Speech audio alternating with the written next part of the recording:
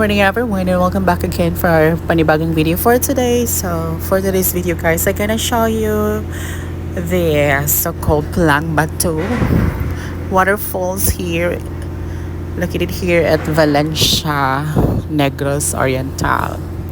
So guys, samahan niyo ako sa aking paglalakbay. I am with this guy.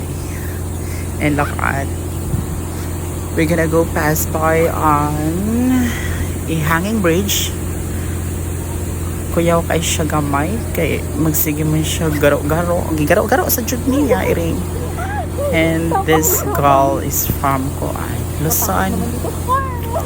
And yes, mahadlo ko diring dapita kay gatuya-tuya siya dayon.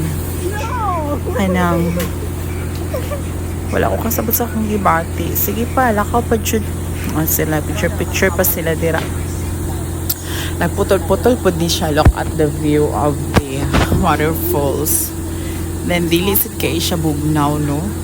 Kay dili parehas sa mga ginatawag ka cold spring sa Canlaon City is very cold. Dili ka ganahan maligo. Pag kanina ligo jud ko diri kay siya bugnaw.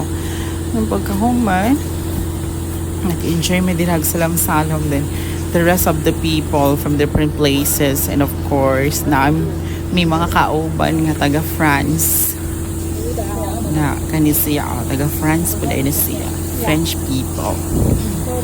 So karon kay ako ilang ginatawag na tour guide ko no kay kuyog sad ko no kay diri dapita and enjoy swimming.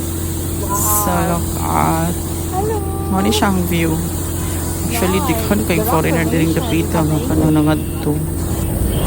Then mao ni siya ang waterfalls. Nindot kaayo. It's literal pulang bato. Kay asang sapa, kapula jud ang sapa. Look at ko. Sulfuric ang water niya. Nya. Siya ka ng bako. Maligo ka. Pero nag-enjoy ra gyud mi dihang dapitan, no? Kay natural. First time ko na kumain ni Hidere. So, tanawa guys. Agkoy ning tingog ang barko. Mularga na jud ko numidiring dapita. Pero I don't care. Larga lang tano. Kay mo travel me. Going to Cebu. So, nag-enjoy pa sila diring dapita. Saba kaayo. Oh. Hapit na mahuman. Pero amot ay kadugay po sa akong video. 3 minutes yun. Laban na diha, girl. Kana. Nag-enjoy siya diha ambak-ambak. Tinapay uban itong nabilin no niya. Gisugosad ko dihag picture sa ubang mga foreigner or taga Luzon kay manilahang tour guide. Ang ilang tour guide kinamlig to nabilin. So guys, enjoy watching. Bye!